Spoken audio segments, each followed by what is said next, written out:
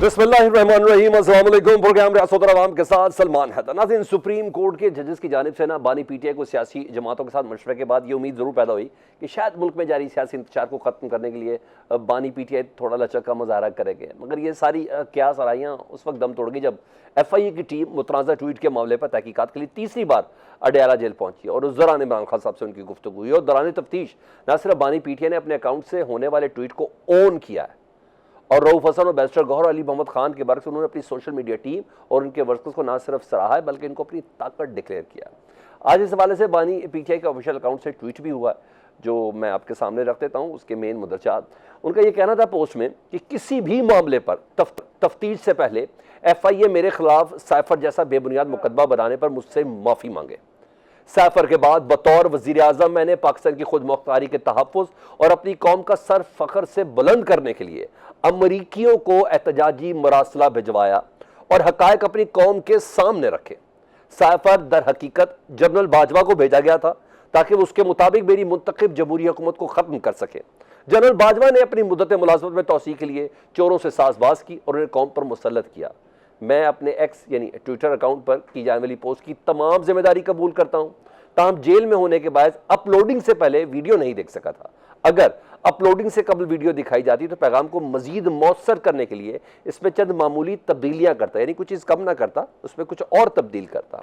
मजीद कहते हैं कि हमूदुर रहमान कमीशन रिपोर्ट हमारी कौमी तारीख हादसे के असबाब, वजूहात और किरदारों का अहाता करती है। हमूदुर रहमान कमीशन रिपोर्ट के दो बुनियादी आदाब थे, जिनमें से एक सहाने के जिम्मेदारों का तयन जबकि दूसरा गलतियों की निशानदेही था। हमूदुर रहमान कमीशन रिपोर्ट के पैराए में जनरल याह्या खान पर जितनी तनकीद की जाती है वो उनकी सियासी फैसला साजी पर की जाती है। अवामी मैंडेट का एहतराम ना करने पर तब हालात तेजी से दाखिली इंतशार और बिगाड़ की जानिब गए और मुल्क दोलख्त हुआ। 70 के वाक़यात और आज के हालात के माबैन गैर मामूली मुमासलत पर जी शऊर पाकिस्तानियों के लिए तशवीश की वजह है। 70 में मुल्क दोलख्त हुआ और आज हमारी मईशत ज़मीन बोस हो चुकी है, जबकि इसमें बेहतरी के इम्कानात कम से कम तर होते जा रहे हैं। मजीद उनका ट्वीट में कहना था कि मुल्क की सबसे बड़ी और अवामी मैंडेट की हामिल जमात को लाकानूनियत से कुचलने की कोशिश करके मईशत में बेहतरी नहीं लाई जा सकती। रही बात सोशल मीडिया वर्कर्स की, तो उन्होंने कहा ये हमारे हीरोज़ हैं और कौम का एहसास है, उनकी और इनके अहले खाना की आराजगी का सिलसिला बंद होना चाहिए।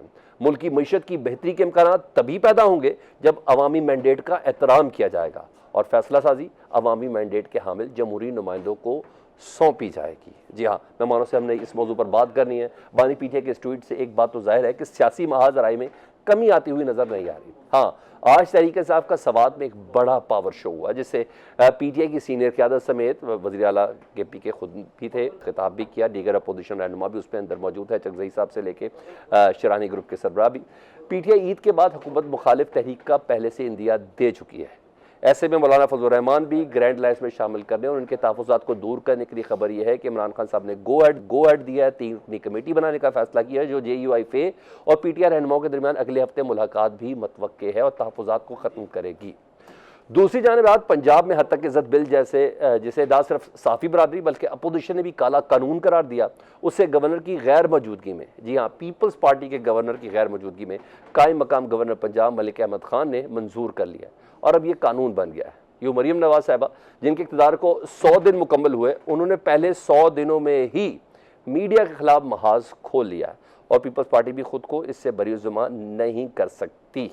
कर रही है, कोशिश कर रही है, लेकिन कर नहीं पाएगी। इस पर भी हमने बात करनी है। इसके अलावा चीफ इलेक्शन कमिश्नर साहब ने इंतखाबात में पेचीदगियों का जिम्मेदार किसी और को नहीं, सुप्रीम कोर्ट को, जी आला अदलिया को, हाई कोर्ट को ठहरा दिया और कहा है कि वो उस वक्त के चीफ जस्टिस पाकिस्तान और लाहौर हाई कोर्ट के चीफ जस्टिस के पास गए थे, उनसे कहा था कि अदालती अमले से मुतल्लिक डिस्ट्रिक्ट रिटर्निंग ऑफिसर यानी DROs और रिटर्निंग अफसर फ़राइज़ सर अंजाम देने के लिए अदालत हमें अपना स्टाफ दे।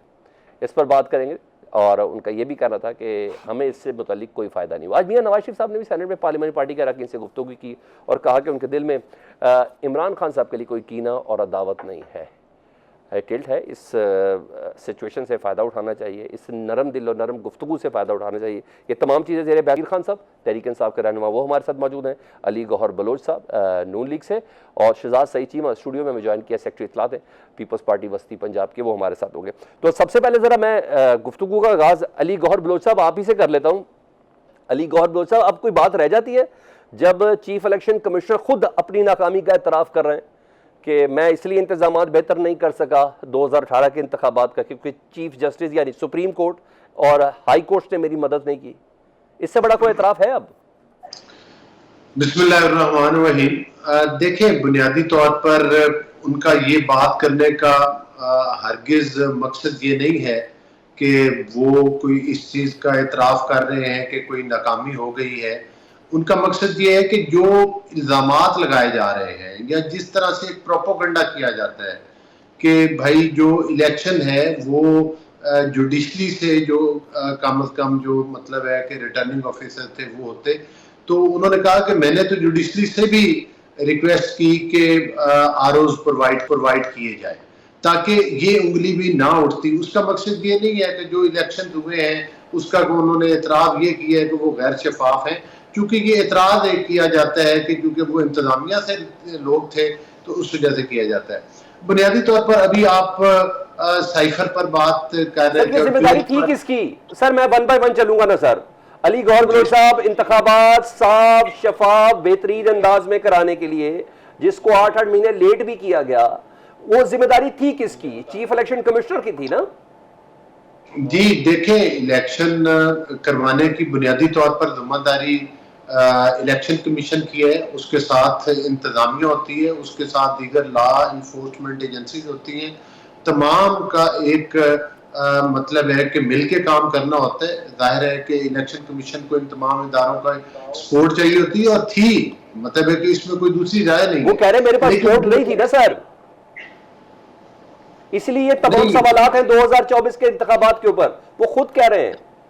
नहीं देखें, बात ये है कि 2018 के इलेक्शन जो थे उन पर वो क्लियर, इसमें तो कोई दूसरी राय नहीं है कि वो आरटीएस सिस्टम के जरिए हुकूमतों की पैदावार हुई थी। अभी भी जिन पार्टियों को देखें, इलेक्शन कमीशन पर हमें भी तहफ़्फ़ुज़ात है, हमारी पार्टी के भी बेशुमार पिटीशन जो है वो ट्रिब्यूनल्स के अंदर है, जो मुतलका इदारे हैं, अदालतें उनके अंदर हैं। लेकिन उसका मतलब ये तो नहीं कह सकते कि आप मुल्क में इंतशार फैला दें। हाँ, अगर इलेक्शन कमीशन से मुतलका आपका सवाल है तो फिर इलेक्शन कमीशन का नुमाइंदा होना चाहिए। मैं तो एक सियासी पार्टी के कारकुन की हैसियत से ये कहूंगा। सर मैं सियासी पार्टी के रहनुमा के तौर पर ही कह रहा हूँ कि बेसिकली इस्लामाबाद की सीटों के ऊपर सारी समाअत हो रही थी।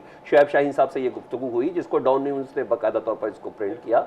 मैं आपसे तब इसकी बात करूँ, मैं बहैसियत आप एक सियासी कारकुन है, मैं उनसे ये सवाल कर रहा हूँ कि आप 2018 की बात करें, उस वक्त फखरुजी इब्राहिम थे, उन्होंने खत नहीं लिखा, ठीक है, या तो चीफ इलेक्शन कमिश्नर खुद कन्फेस कर रहा है, समाअत के दौरान बता रहा है कि जनाब मैं गया था अदालती अमला लेने के लिए, मैं गया था लेकिन मेरी बात नहीं मानी गई। मैं इसकी बात कर रहा हूं, जब कन्फेस खुद कर दें, नताइज पर ऑलरेडी इतने कुछ ज्यादा जिसे कहते हैं ना सवालात हैं, उसके बाद कह रहा हूं ऐसे मौके पर इखलाकी जवाब क्या बनता है कन्फेशन के बाद? देखिए, बात यह है कि इलेक्शन के ऊपर तहफ़्फ़ुज़ात तो तमाम पार्टी के किसी के कम है, किसी के ज्यादा है, लेकिन मैं ये पूछता हूँ कि जो लोग इलेक्शन कमीशन के ऊपर उंगलियां उठाते हैं, ये जो केपीके का इलेक्शन हुआ है ये कोई जिन्नों और भूतों ने करवाया है? ये भी तो उसकी इलेक्शन कमीशन ने करवाया। अगर आपको इतराज है तो फिर इस्तीफे दे दें और हुकूमत छोड़ दें केपीके की, अगर ये शफाफ नहीं हुए। जो पंजाब के अंदर इनको जहां से ये सीटें जीते हैं वहां पर तो इलेक्शन ठीक हुआ है, लेकिन जहां पर इनको शिकस्त फाश हुई है वहां पर ये उंगलियां उठाते हैं कि ठीक नहीं हुए। मुझे ये बताएं कि जो जिमनी इलेक्शन हुआ है, जिमनी इलेक्शन इनको पॉपुलैरिटी का बड़ा भूत सवार है। जिमनी इलेक्शन के अंदर लाहौर के अंदर ये इलेक्शन आ रहे, मुल्तान के अंदर ये इलेक्शन आ रहे, कसूर के अंदर ये इलेक्शन आ रहे। तो मैं समझता हूं कि जिसके जो भी तहफ़्फ़ुज़ात हैं, जो चाहे वो इलेक्शन कमीशन के खिलाफ है, वो ट्रिब्यूनल बन चुके हैं। आम इंतखाबात में तो आपसे सीटें ज्यादा है, ज़िमनी इंतखाब में तो आ जाता ना, वो हाथी के पैर में सबका पैर चला जाता। मैं आता हूँ दोबारा आपके पास अली गौहर साहब। मुझे शहजाद सईद चीमा साहब ये मुझे बताएं, क्या अली गौहर बलोच साहब का ये सवाल सही है कि चीफ इलेक्शन कमिश्नर ने बात कन्फ्रेंस की कि मुझे वो तमाम लाज़मात नहीं दी गई जिसकी बिना पर इलेक्शन 2024 के अंदर इतने सवाल हैं, जिसमें आप लोग खुद भी शामिल हैं, आप जाते नहीं किसी ट्रिब्यूनल में, लेकिन आपको तहफ़्फ़ुज़ात बहुत है इस इंतखाब से मुताल्लिक। पीटीआई को इस्तीफ़ा देना चाहिए, ना कि चीफ इलेक्शन कमिश्नर को इस्तीफ़ा देना चाहिए? बिस्मिल्लाहिर्रहमानिर्रहीम जी, बहुत शुक्रिया। देखिए, उन्होंने बिल्कुल अपना कंसर्न दिया इलेक्शन कमीशन ऑफ पाकिस्तान ने कि मैं अदलिया के पास गया, हाई कोर्ट गया, सुप्रीम कोर्ट गया और मैंने उनसे दरख्वास्त की, डिमांड की कि मुझे आप अपना अमला दे दें। अदलिया कैसे अपना अमला दे देती? 2013 के अंदर जो आरओ इलेक्शंस थे हम तो से मेरे सदर आसिफ अली जरदारी साहब ने बरमला कहा कि आरओ इलेक्शन से, ठीक है, उसमें अदलिया ने कराए थे, ठीक है, और उस वक़्त की लगी हुई, देखें पाकिस्तान हो कोई भी रियासत हो, उसमें जो जो तारीखी अच्छे इक़दाम होते हैं वो भी ताहयात तारीख में रहते हैं, ठीक है, और जो जो धब्बे लगते हैं, ठीक है, वो इदारों को लगे तो वो बुनियादी तौर पे इंटरनेशनली आपके रियासत के धब्बे होते हैं। तो 2013 का धब्बा तो अभी पता नहीं कब तक चलना था, अदलिया कैसे उसका, और इलेक्शन कमीशन का ये काम है इलेक्शन कराना। 5 साल आप बैठे हुए हैं, ये अपनी नाकामी का एतराफ है ना सर, 100% उनकी नाकामी का एतराफ है। अगर आपका पूरा इंफ्रास्ट्रक्चर की इनकैपेसिटेशन है और आप आके तो आप सिर्फ इसलिए क्योंकि हर तोप का रुख आपके तरफ है, तो आप आके तो एक लेम एक्सक्यूज लेके कि मैं तेरे कोल भी गया था, तो मैं तो उन्होंने भी आख्या सी, ठीक है, इस तरह सर थोड़ी आप मुल्क के, और आप मुल्क के जनरल इलेक्शंस करा रहे हैं। अगर आपके पास इनकैपेसिटेशन थी, अमले की थी, वसाइल की थी, जो कि बेतहाशा आपके पास वसाइल थे, सारा कुछ था, मैं फील्ड वर्क करूं, हम अपने जगहों पे भी देखते रहे, ठीक है, तो आपको उस वक्त हाथ खड़े करने चाहिए थे। ठीक है, आप इलेक्शन से पहले के लिए लोग, तो हम थोड़ा गौर करें chief election commissioner chief commissioner Rawalpindi की स्टेटमेंट पर। अब हम थोड़ा गौर करें जावेद लतीफ साहब की थोड़ी स्टेटमेंट पर, नून लीग वालों की, यानी थोड़ा गौर करें सर। कमिश्नर साहब की उस पर गौर करें। आपके मुस्कुराहट के पीछे से जवाब ढूंढ रहा हूं कि आप खुद देंगे? नहीं, मैं तो सर खुद दूंगा। अच्छा, ठीक है सर, मुस्कुराहट तो ठीक है सर, मेरा शौक है। ठीक है सर, ओके ओके सर। उसमें सर देखें सवालिया निशान है, ठीक है, 13 पे थे, 18 पे थे, 24 पर हैं, ठीक है, इसमें कतन अगर कोई एक कोई सियासी जमात कहे कि जी ऐसे नहीं था, ठीक है, तो वो सवालिया निशानात हैं, अभाम हैं, परेशानी है। अवाम का मैंडेट जैसे ट्रांसफर होना चाहिए था हर इलेक्शन में, ठीक और है, नहीं हुआ, ठीक वैसे ही 2024 में भी नहीं हुआ। इसका जिम्मेदार कौन है? इसका जिम्मेदार इलेक्शन कमीशन ऑफ पाकिस्तान। जी आलमगीर खान, मेरा ख्याल है कि आपके मौक़िफ़ की इससे बड़ा शायद तायद नहीं हो सकती, या उससे ज़्यादा, इससे ज़्यादा तकवीत क्या मिलेगी कि चीफ इलेक्शन कमिश्नर कह रहा है कि जितने भी सवाल आते हैं इसकी बहुत बड़ी जिम्मेदार आला अदलिया है, सुप्रीम कोर्ट है, हाई कोर्ट है। तो देखें, ये मेरे मोहतरम ने बड़ी अच्छी बात की। सवालिया निशान नहीं है, जवाबिया निशान है। सर आम आदमी नहीं है, शहजाद सईद चीमा साहब हैं, सेक्रेटरी इत्तलात पीपी वस्ती पंजाब, इनकी स्टेटमेंट मैटर करके भी तो इनको मैंने काबू करना है गवर्नर के। जी जी, मैं वही कह रहा हूँ, मैं वही कह रहा हूँ, किया गया अभी दस्तखत वो भी करना है। जी जी, देखें एक चीज़ समझे, पाकिस्तान की तारीख में मुझे आप बताएं, क्या ऐसा हुआ है कभी कि फॉर्म 45 लेकर फिर रहा हो कैंडिडेट? जो फॉर्म 45 इलेक्शन कमीशन का है, कानूनी डॉक्यूमेंट है, वो मैंने नहीं बनाया घर बैठ के। इलेक्शन के दिन पोलिंग एजेंट जो वहाँ से, जिस पर प्रिजाइडिंग अफसर के दस्तखत होते, उस पर पूरा काउंट होता, वो लेकर निकलता। पूरा इलेक्शन रिजल्ट रात को कुछ होता और सुबह कुछ और कर दिया जाता। पाकिस्तान की तारीख में कभी ये हुआ है कि आरओ ऑफिस में कैंडिडेट्स को रिजल्ट्स की कंसोलिडेशन के लिए ना बुलाया जाए। पाकिस्तान की तारीख में यह हुआ है कि एक सियासी जमात से उसका निशान छीन लिया जाए, जिसमें इलेक्शन कमीशन खुद पार्टी बनाओ, और रावलपिंडी के कमिश्नर का बयान तारीख का हिस्सा है, रिकॉर्ड का हिस्सा है, उसको नज़रअंदाज नहीं किया जा सकता। और ये बात बड़ी अहम है कि हम चिल्ला रहे थे कि आप ये ब्यूरोक्रेट्स और डीसीज के ज़रिए इलेक्शंस ना कराएं, बल्कि जजेस को, जुडिशरी को इन्वॉल्व करें इलेक्शन कमीशन में। उसमें भी इलेक्शन कमीशन खुद पार्टी बना हुआ था हमारे आगे, और एक साफ शफाफ इलेक्शन नहीं कराने दिए गए। मुझे बताएं, 180 सीट्स हम क्लेम करते हैं, हमें 94 सीट्स पर लाके खड़ा कर दिया। हम ट्राइब्यूनल्स में गए हुए, सिर्फ कराची से, जहां से मैं खुद इलेक्शन लड़ा, 60 से ज्यादा सीटों पर हम ट्राइब्यूनल में बैठे हुए इस वक्त। और ट्राइब्यूनल की जो पेस है इस वक्त, वो कानून के मुताबिक तो 140 से 150 दिन है, और 3 महीने गुजर चुके हैं, अभी तक समात ही नहीं हुई बहुत से केस। अल्लाह करे 2019 तक हो जाए। का तो किरदार पर यहां सवालिया निशान शुरू होता है। मकसद सिर्फ ये कि देखें, या तो तय कर लें कि किसी बंद कमरे में बैठकर हुकूमतें बनानी है, तो फिर ये ड्रामा किस बात का है कि 48 अरब रुपए आपने इलेक्शन पे खर्च करने हैं, इतनी बड़ी एक्सरसाइज करनी है, लोगों को इन्वॉल्व करना है। मेरी तरह नौजवान पॉलिटिक्स में आता कि शायद मैं कुछ इस प्रोसेस का हिस्सा बन के कुछ कानून साजी करके किसी का भला कर दूंगा, ये सब फजूल है, डकोस है। आलमगीर साहब, कह दें थोड़ा कि आलमगीर किसी साहब, तीसरे ने फैसला जी कर आलमगीर साहब, थोड़ा ड्रामा तो आप लोग भी कर रहे हैं ना, यानी बानी पीटीआई के ट्वीट को पार्टी डिसोन कर रही है, बानी पीटीआई उसको ओन कर रहे हैं। किस तरफ जाना है? अस्करी क़यादत की तस्वीरें आप लगा रहे हैं और साथ साथ कह रहे हैं हमने मुज़ाकरात भी इन्हीं के साथ करने हैं। ये ड्रामा नहीं तो क्या है? नहीं, कोई ड्रामा नहीं है इसमें। कोर कमेटी का एलामिया जो लास्ट कोर कमेटी थी, ठीक है, उसमें ये वाजे किया गया। देखें, जहाँ तक हमीदुर रहमान कमीशन की बात है, तो हमीदुर रहमान साहब वक्त के चीफ जस्टिस थे, वो कोई पीटीआई के मेंबर नहीं थे, ना उनकी रिपोर्ट पीटीआई ने बनाई थी, और ना 71 का जो वाक़या था उसमें कोई पीटीआई का हाथ था।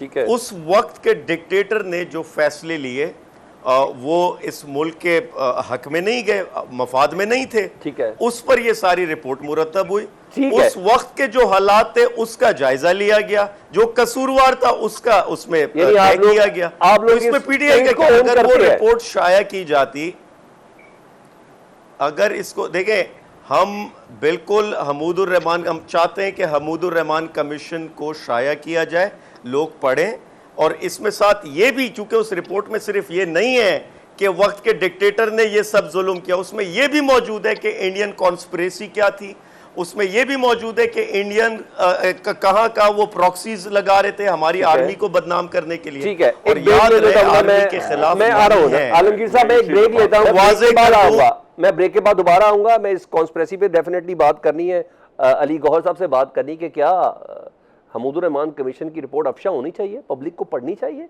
अगर पढ़नी चाहिए तो फिर मामला फंसा हुआ किधर है?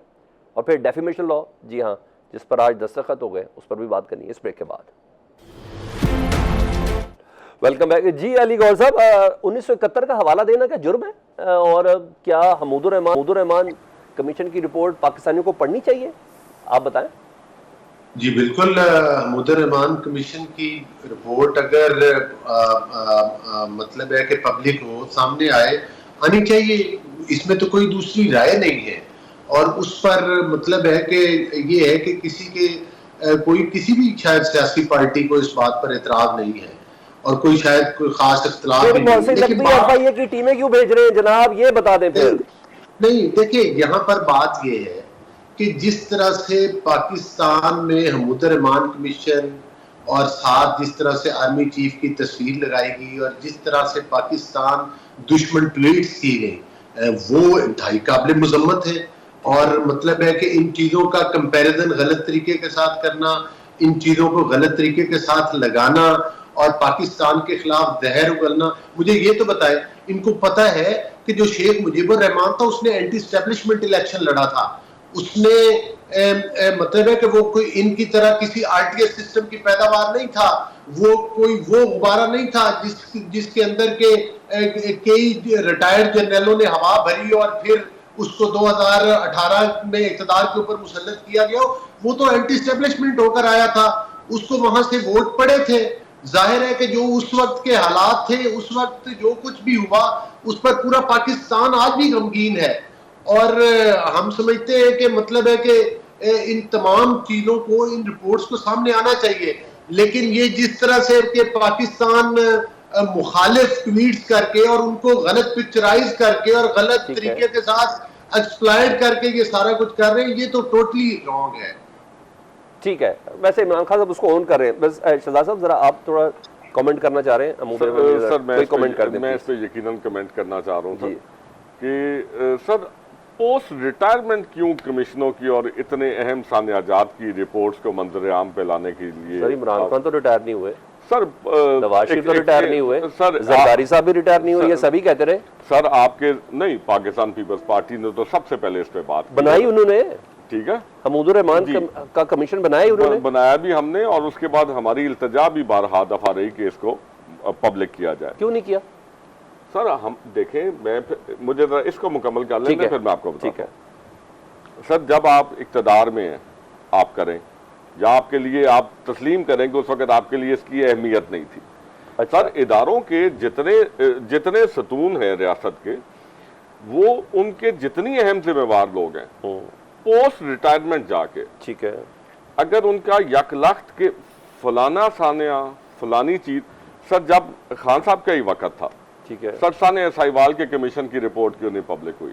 सानिया साहिवाल में एक, ठीक है, ठीक है सर, हजारा में जो मर्डर हुए, ठीक है, हजारा वालों के कोयटा में और वहां पे मर्डर हुए, ठीक है। जिनकी लाशें जौन सी हैं वो वहां पे सर 100 लाशें सड़क वो पर रखी सड़क पे सख्त सर्दी के जी दरमियान बिल्कुल ऐसा ही है, वो वहां पे मौजूद रही, उसका क्यों नहीं पब्लिक किया गया? ठीक है सर पब्लिक होना चाहिए, लेकिन आप उसको 71 को 2024 के साथ मैं पब्लिक की डिमांड कर रहा हूं, तो then I am not suppose to link it myself. Public कीजिए, अवाम फैसला करे कि 2071 उससे और हीट तो पकड़ी जा सकती है ना सर, अवामी मैंडेट था ना, अवामी मैंडेट को नहीं तस्लीम किया गया। सर पूरा पढ़ के स्याको सबाक के साथ जी, लाइन जी। किया गया नहीं, और नहीं किया गया तो उसके अवामिल क्या थे? अवामिल का और अवामिल। कमीशन का काम भी यही था, ये है कि वजह क्या थी और जिम्मेदार कौन थे? रीजनिंग निकाल दी है, जी, ठीक है। पब्लिक होनी चाहिए इसमें ठीक तो है। कोई अच्छा ये दूसरी मुझे बात जरा बता दें जी कि हद तक इज्जत बिल जो पास हुआ है और गवर्नर साहब बैरून मुल्क आपने जो भेजे बड़े प्यार से, उसके बाद कायम मकाम गवर्नर ने आके ये तमाम कार्रवाई डाली, तो इतनी मोहब्बत है, इतनी अंडरस्टैंडिंग है आपकी और नून लीग की, आप लोग ऐसे काम कैसे कर लेते हैं? सर 3 माह के बाद गवर्नर साहब फिर किसी जाती काम से जाए और फिर पीछे से ये हरकत हो जाए, मैं लफ्ज हरकत इस्तेमाल कर ठीक है, रहा हूं, और हरकत। फिर हमारे मामे पकड़ लेंगे। सर इससे पहले तो वो मतलब कहीं साल गए में नहीं सर, काफी अरसे से नहीं घूमने गए थे गवर्नर साहब, इन्हीं दिनों में क्यों चले सर गए अभी छुट्टियां लेके? सर अभी स्विट्जरलैंड एल्प्स पे नहीं गए हुए, अच्छा। वो ज़ियारात पे गए हैं, जो उनका एक जाती एक वो है, ठीक है। अकीदत है, ठीक है, हम सब मुसलमानों की अकीदत है। ठीक है, सर हमने अगर हतक के तहत बिल पे हम साहिब इख्तियार रही पाकिस्तान पीपल्स पार्टी, हमने अगर ये कार्रवाई करनी होती, ठीक है। हम 8 से 13 के दरमियान करते, ठीक है, हम बहुत दफा इसको टेबल करते, इस ठीक हतक है। के इज्जत को।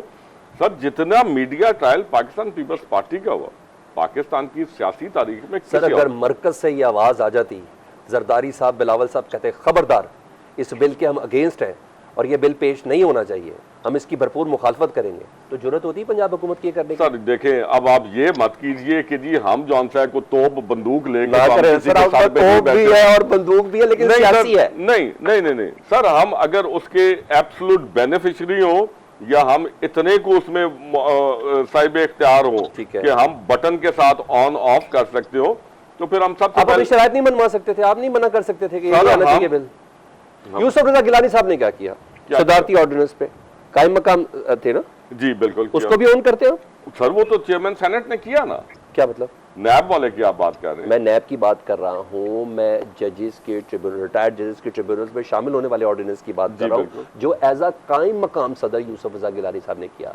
आज आप स्पोक्स पर्सन है जी, सेक्रेटरी इत्तलात है पीपी बस्ती पंजाब के, आप उसको ऑन करते? पहले हमें इससे डिसोन आप कीजिए पंजाब वाले से, इसका जौन सा ओनर्स ऑफ रिस्पॉन्सिबिलिटी है आप जी। शिफ्ट कीजिए एन को, ठीक है, मैं उसकी रिस्पॉन्सिबिलिटी पे बात कर लेता हूँ। जहां पे अगर उनका गवर्नर ठीक है। एक्टिंग जौन सा है ठीक कायम है। मुकायम, ठीक है, वो अगर हतक इज्जत बिल के पर आकर ठीक है, तो एक ऐसे कानून पे जिसकी हम मजम्मत करते हैं, मेरा ठीक है। गवर्नर मजम्मत करके ठीक है। गया, मेरी जमात ने उन्होंने आज- कहा मैं इनको दोबारा भेजूंगा, इस पे बहुत ज्यादा जी, तहफुजात है। इस पे तहफुजात हैं, मेरी ठीक है। लीगल टीम इसको बाकायदा स्क्रूटनी करेगी, वापस जाएगी, मुशावरती टीम बैठेगी, इस हद तक सर, और हमने पब्लिकली कहा इस चीज को। सर इतनी मासूमियत से हम ले लें आपके इस जवाब को, साफिया ज़रात हम इतने सादे हो गए सर? सर आप 4 दिहाइयां उठा लें मेरी, ठीक है, मेरी 4 दिहाइयों में जितना यही तो दुख है।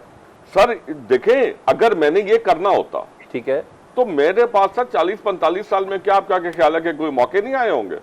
ठीक, मेरे पास 12 मौके आए, लेकिन ठीक है। मेरे लीडर के चेहरे से मुस्कुराहट नहीं मीडिया छीन सका। ठीक है, सुबह 8 से लेकर रात 12 बजे तक के ट्रायल के बावजूद ठीक है, पीपल्स पार्टी की पॉलिसीज पे तनकीद, ठीक पीपल्स है। पार्टी के लीडरों पे तनकीद, कैरेक्टर पर तनकीद। यानी आप इसको कहते हैं कि हम इसको डिसोन करते हैं, इसको हम- कंडेम्ड करते हैं? हम कंडेम भी करते क्या करेंगे आप?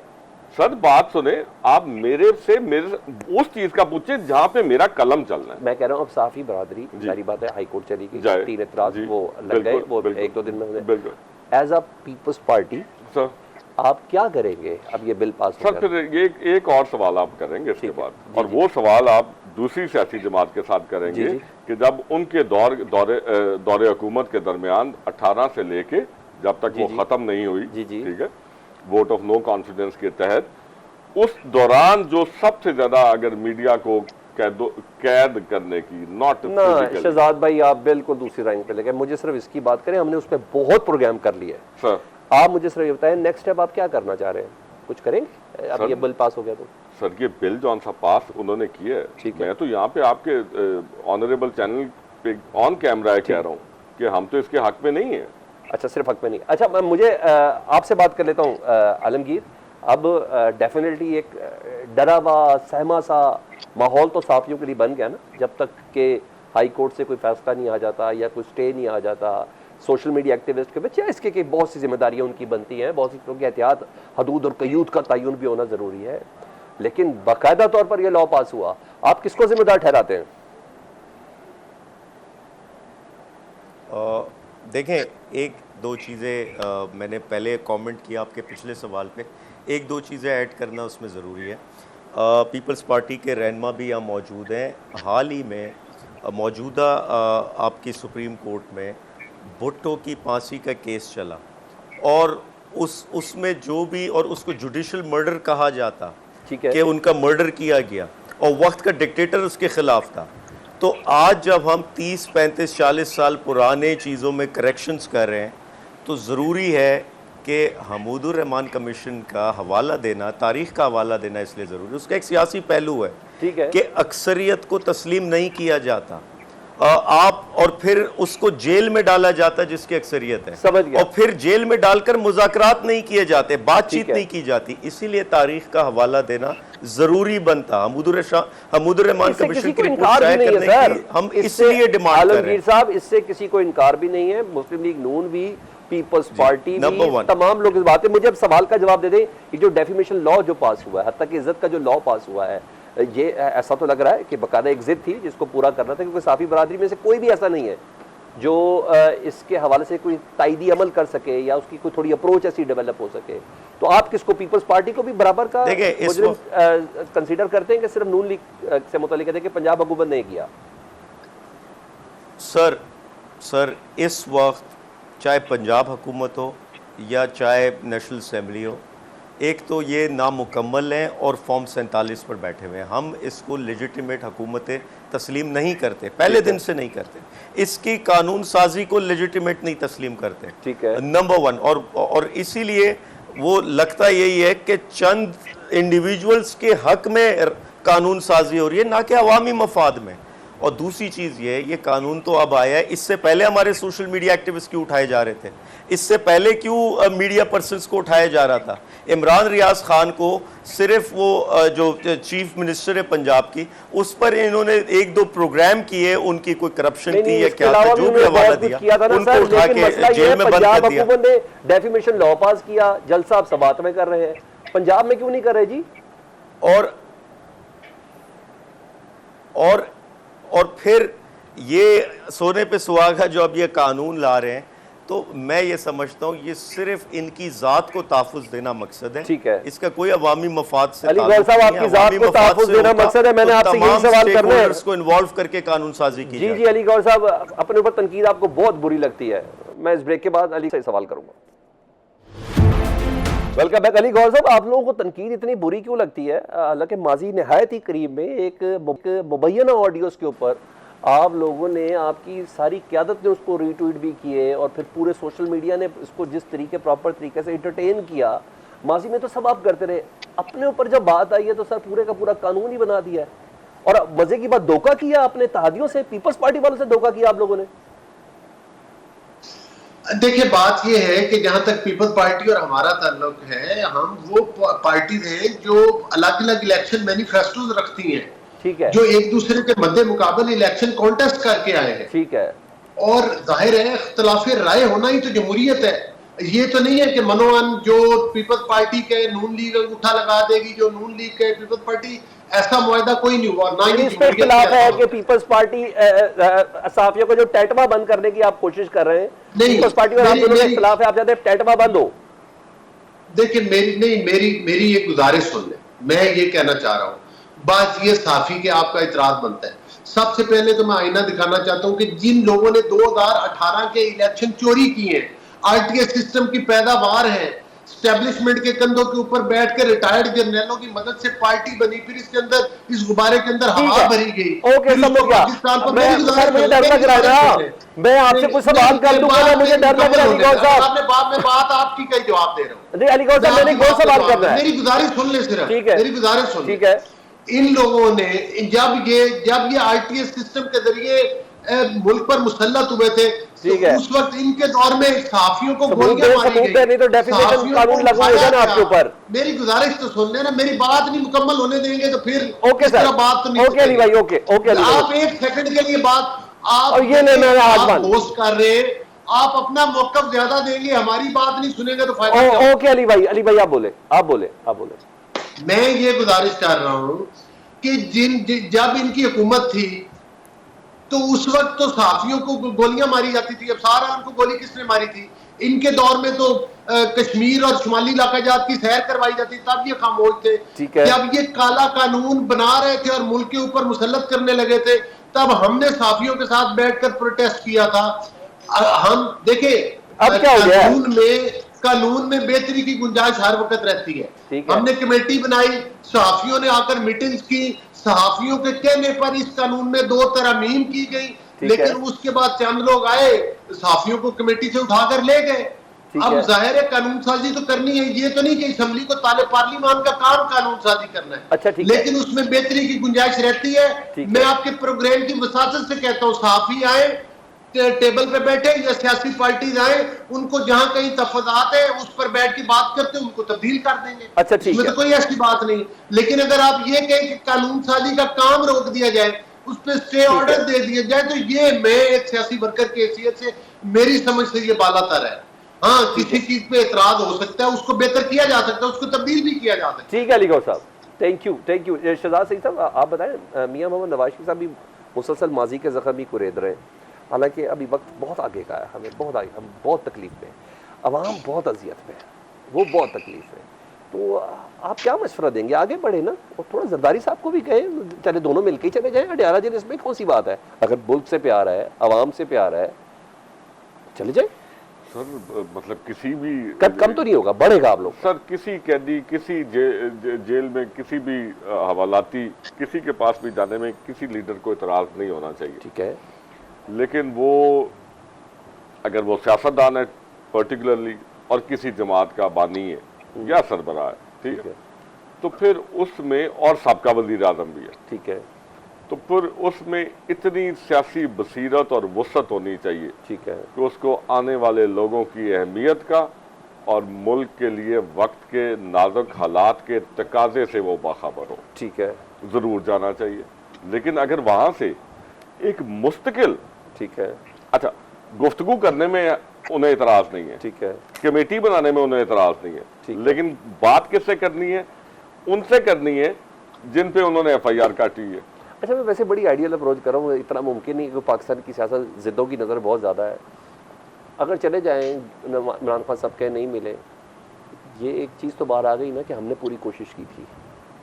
सर हम एक काम करें, ठीक है, आप और मैं यहाँ पे लाहौर में रहते हैं, यहाँ पे उनका जो पॉलिटिकल वर्कर किसी भी जेल में है, ठीक है, मैं सुबह जाता हूँ उनके पास मिलने, क्या बात, और मिल के जाके देखते हैं कि उनका रवैया कैसे है। ठीक है, ठीक है ना जी, ठीक है। मैं अपनी जमात की तरफ से उनके पास जाता हूँ, अगर कोई मुस्बत चलेगा तो आगे। आलमगीर खान साहब, अब तो जजेस ने भी कह दिया यार, मिल के बैठे हैं, हम आपकी तरफ देख रहे हैं, खान साहब थोड़ा आप भी देख लें। हाँ, तो खान साहब ने भी कहा कि फॉर्म 47 वालों से क्या बात होगी, हमारी तो डिमांड ये है कि हमारा मैंडेट वापस दिया जाए।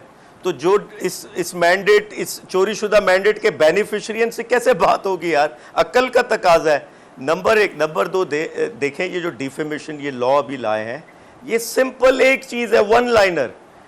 मैडम चीफ मिनिस्टर गंडासा लेके खड़ी है कि कोई मेरे खिलाफ बोलेगा तो सर कलम हो जाएगा, बस। ओके, यही है कि तनकीद बर्दाश्त नहीं। बहुत शुक्रिया आलमगीर आपका, अली गौहर बलोच साहब, शहजाद सईद चीमा साहब, आप सबका बहुत शुक्रिया। लेकिन बहरहाल जब पाकिस्तान की आवाम भी यही चाहती है, पाकिस्तान के सियासतदान हमारे स्टूडियोज़ में बैठ के भी यही चाहते हैं, और पाकिस्तान की जुडिशरी भी यही चाहती है, तो बैठना बहुत ज़रूरी है। प्रोग्राम से इजाज़त दीजिए, अल्लाह हाफ़िज़।